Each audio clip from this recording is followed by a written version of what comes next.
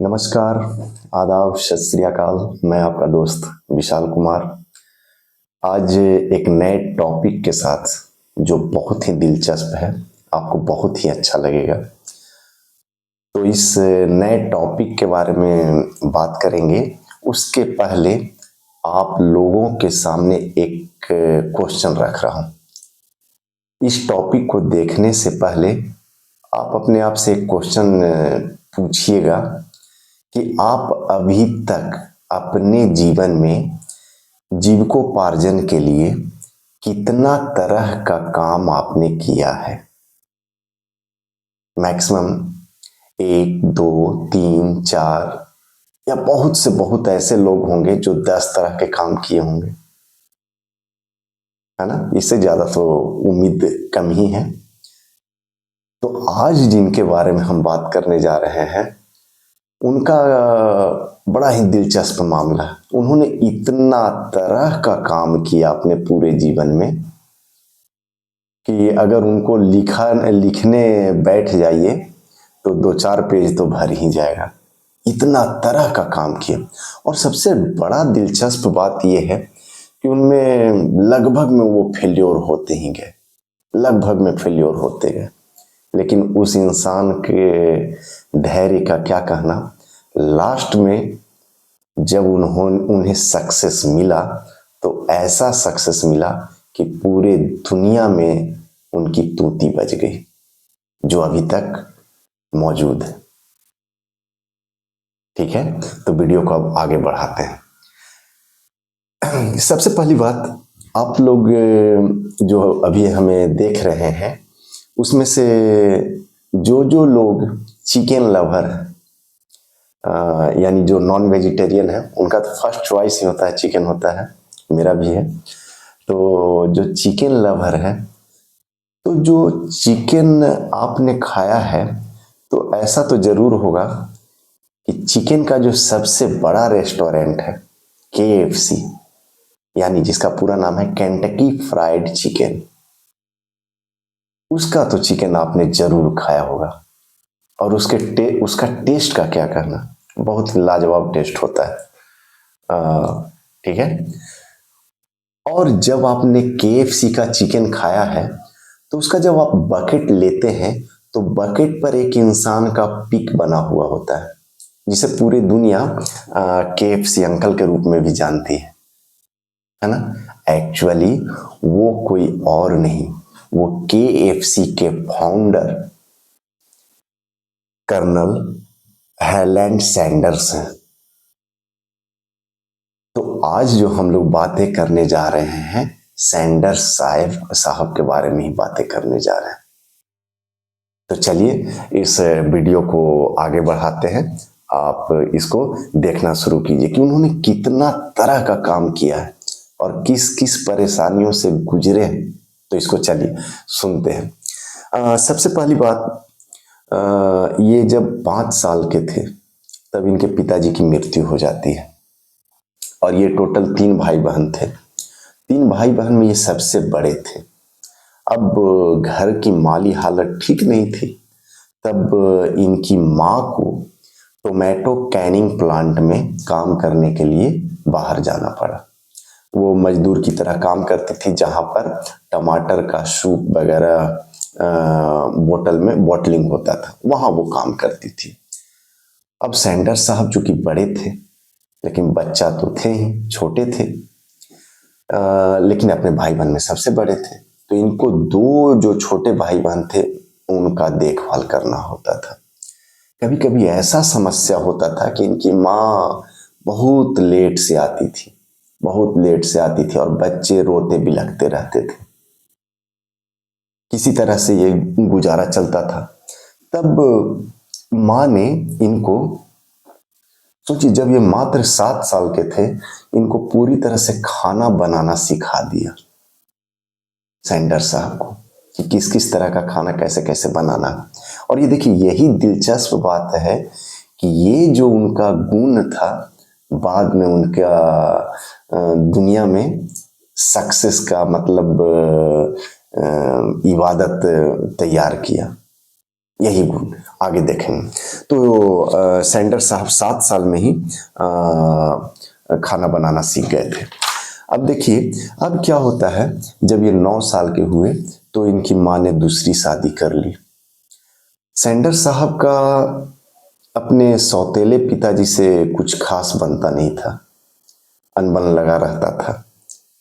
तो ऐसा हुआ कि इन्होंने जब और कुछ बड़े हुए तब खेत में मजदूर के रूप में काम करने लगे। पहला करियर के रूप में पहला काम उन्होंने किया। अब वो क्या किए, स्कूल से ड्रॉप आउट हो गए कि उनका पढ़ाई का तो अब उनके पास ऑप्शन नहीं रहा, गरीब घर से थे, चले गए। अब फिर वो क्या हुए, जब 13 साल के हुए तो अपना घर को छोड़ दिया और घर को छोड़ करके वो चले गए हॉर्स, जो घोड़े की बग्घी होती है उसको पेंट करने का काम करने के लिए वो चले गए। ये दूसरा कैरियर उनका। अब देखिए, वहां भी इनका बात जचा नहीं, तो फिर से वो कुछ समय बाद खेती में मजदूर के रूप में काम करने लगे। अब जब 16 साल के हुए तो वो बस कंडक्टर के रूप में काम करने लगे। अब देखिए, जब बस कंडक्टर के रूप में काम करने लगे तब इनको आर्मी का भी शौक जागा।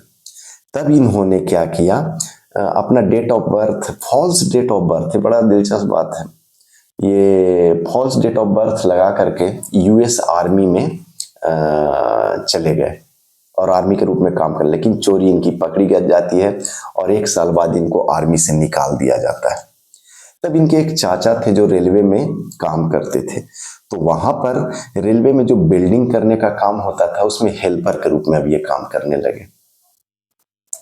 अब उसके बाद वो भी इनको नहीं जचा। तब उन्होंने क्या किया कि उस समय रेल इंजन जो चलती थी कोयला से चलती थी, तो जो राख बचता था उसको, राख को साफ करने का वो काम करने लगे। उसमें भी ये नहीं जचे, थोड़े दिन के बाद उसको भी छोड़ दिए।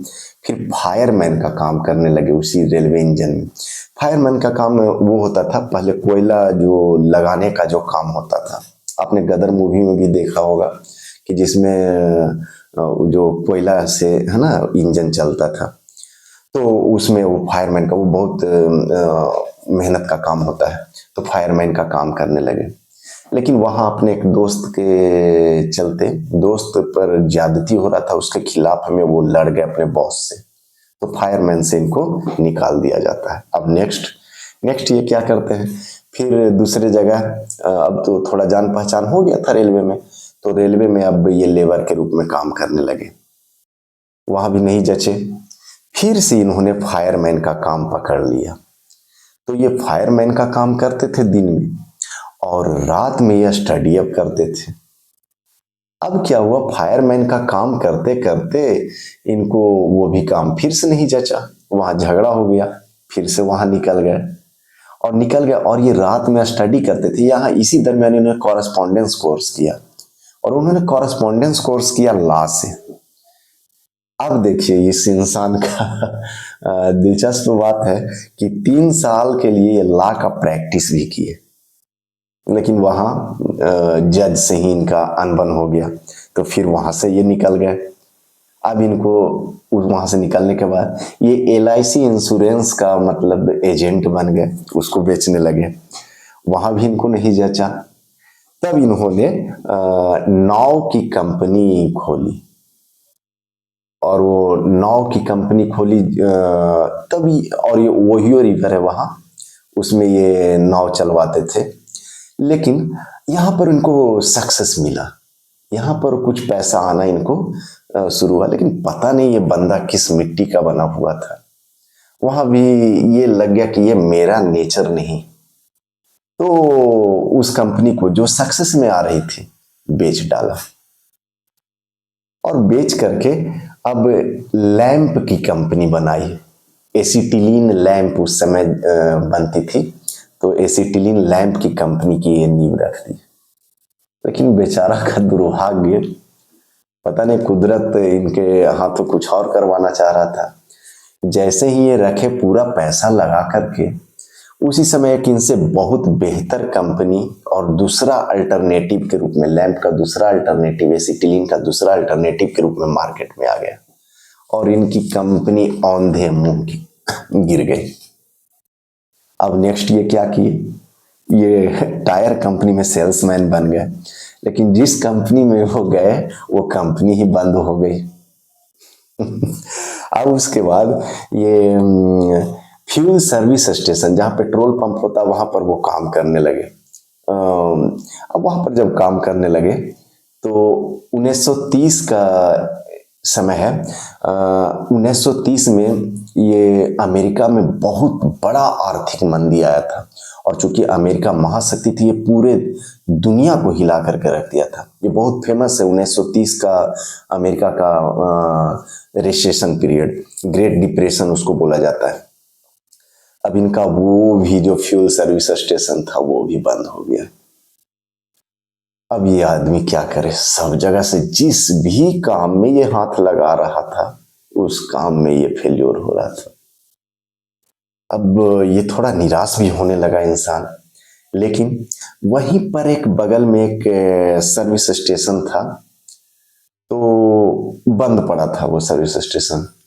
तो वहां पर रेंट फ्री वो दे दिया उसका ओनर जो था, बोला कि ठीक है तुम यहाँ पर कुछ भी बेचो अपना और प्रॉफिट के शेयर के आधार पर हमको दे देना, हम तुमसे रेंट नहीं लेंगे। तो वहां पर वो कुछ काम करने लगे, बेचने लगे, लेकिन वो देखे कि कुछ फायदा हो नहीं रहा। अब जाकर का इनका जो बचपन का शौक था, जो माँ ने इनको सिखाया था खाना बनाना, अब उसमें इन्होंने हाथ डाला कि अरे सब्जी तो करके देख लिया, एक बार ये करके देखते हैं।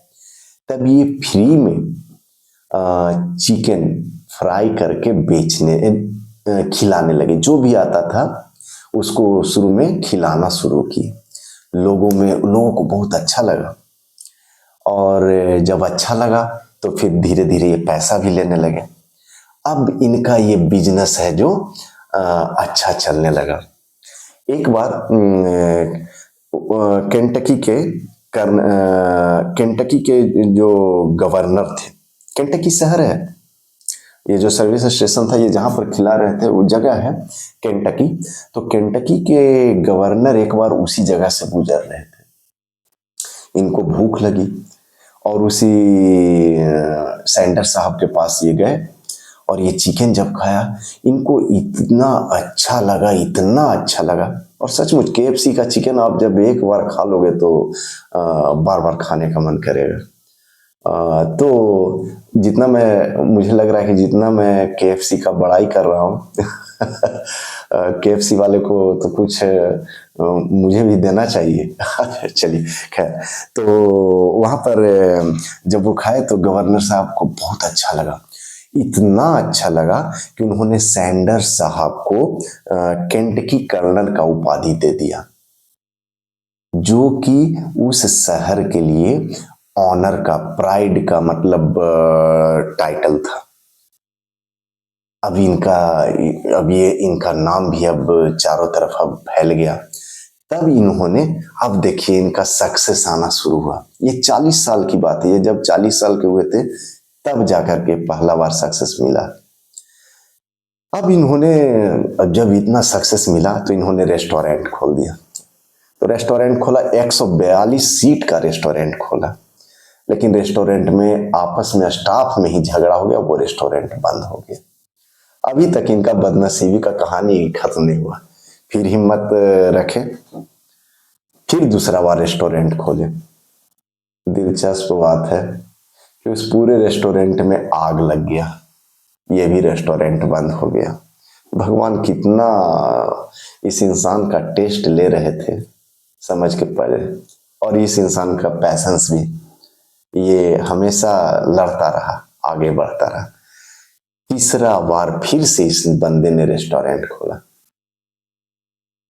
और दिलचस्प बात है जब ये रेस्टोरेंट खोला तो उस समय विश्व युद्ध का दौर आ गया, ये भी रेस्टोरेंट बंद हो गया। अब ये इंसान का पैसा कितना ही जवाब देने लगा कि अब क्या करूं।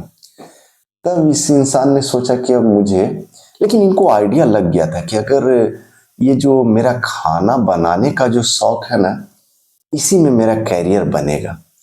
अब इन्होंने क्या किया, इनको लग गया कि नहीं, लगता भगवान कुछ इशारा कर रहा है, कुछ हिंट दे रहा है, यानी रेस्टोरेंट खोलने के लिए नहीं कह रहा है, कुछ तो और लगता है कुदरत के दिमाग में चल रहा है।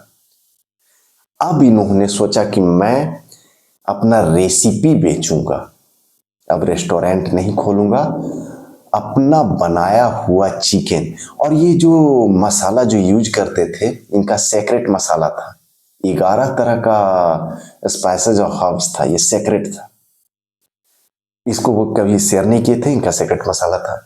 तो ये तरह तरह के सभी रेस्टोरेंट में जाना शुरू किया और सबके साथ बोलना शुरू किए कि आप मेरा बनाया हुआ चिकन आप खिलाइए, एकदम इतना टेस्टी, एकदम आप छा जाएंगे, छा जाएंगे, छा जाएंगे।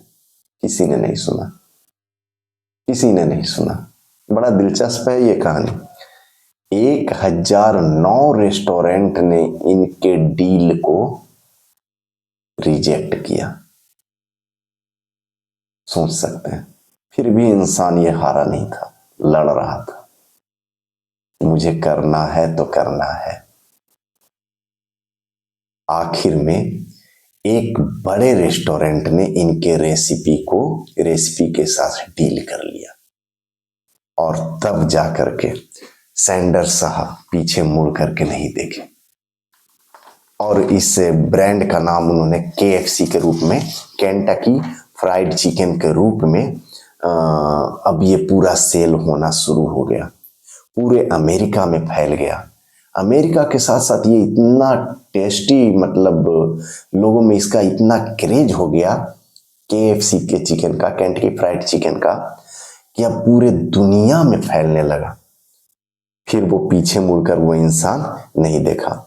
और बड़ा दिलचस्प बात है कि आपको बताऊं कि 2024 के आंकड़े के अनुसार, सेल्स के अनुसार, ये पूरे दुनिया का दूसरा सबसे बड़ा रेस्टोरेंट चेन है। मैकडोनल्ड्स के बाद मैकडोनल्ड्स नंबर 1 है और सेकंड KFC है 2024 के सेल्स के अनुसार। तो हमें क्या सीखने को मिला सैंडर्स साहब से? एक तो पैशंस, हमेशा धैर्य रखना चाहिए। दूसरा, रिस्क लेने से डरना नहीं चाहिए। अगर आपके दिल में आपका इंट्यूशन, अंतरात्मा अगर कुछ कहती है तो उसको जरूर सुने। अगर आप ऐसा करेंगे तो आप भी सैंडर्स साहब की तरह दुनिया में कुछ अलग नया नाम कर पाएंगे। तो अगर आपको ये वीडियो अच्छा लगा हो तो इसको सब्सक्राइब कीजिएगा, और अगली बार KFC में हमें भी साथ लेकर के चलिएगा, तब और ऐसे ऐसे ही दिलचस्प कहानी आपको बताऊंगा। और हाँ, KFC अंकल को खाते खाते, जब भी आप KFC में खाएं तो KFC अंकल को बकेट पर देख करके मोटिवेट भी होना है कि मुझे ये काम करना है। ठीक है, तो अगर आपको ये वीडियो अच्छा लगा हो तो इसको शेयर कीजिएगा। Thank you, bye bye.